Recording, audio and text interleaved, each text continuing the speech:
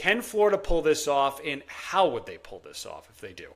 Well, to answer your question, no. But to Play the game. Play the to game. pl- to play the game for our listeners' sake, how does Florida do it? Well, I think a really good starting point.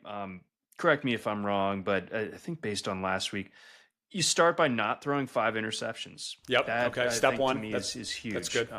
Um, but and sort of dovetailing off of that, you got to score more than 10 points, especially against Miami. I think you got to get Baugh a little bit more involved to get him rocking and rolling, because I think Miami's front is really nasty, but I think you got to soften him up with Jaden Baugh and kind of set up a situation where Miami's defense is maybe a little bit playing more on an island against some of these Florida wide receivers, and allow Lagway to kind of have more easy reads to make, everything like that. So that's in it. And I think, yeah, just what often wins football games generally is winning the turnover battle. So limiting the turnovers on your side, and maybe turning Beck over, which, Beck, especially last year, when there was pressure in his face, he was terrible. I mean, the Ole Miss game, the Alabama game, especially in the first half, like there were moments where Beck was very flappable, to say the least.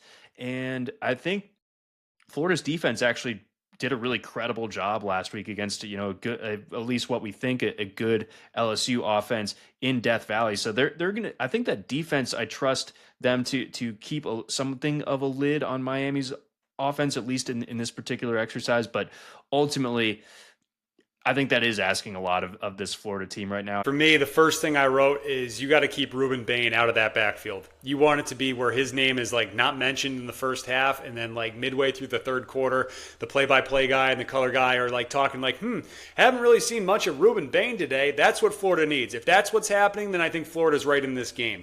Number two, yeah, they got to make Carson Beck uncomfortable, as you mentioned. Florida's 132nd in the country in pressure rate. That's not good against the Miami offensive line that might be the best in the country from what we've seen so far. So Florida's somehow got to generate a pass rush and get into Beck's grill and make him uncomfortable. And then the third thing, we know this Florida offense really wants to hit those home run plays. They got to hit a couple of them on Saturday to win this game, especially against this Miami secondary. We kind of ragged on them heading into the season. I still don't think they're elite by any means.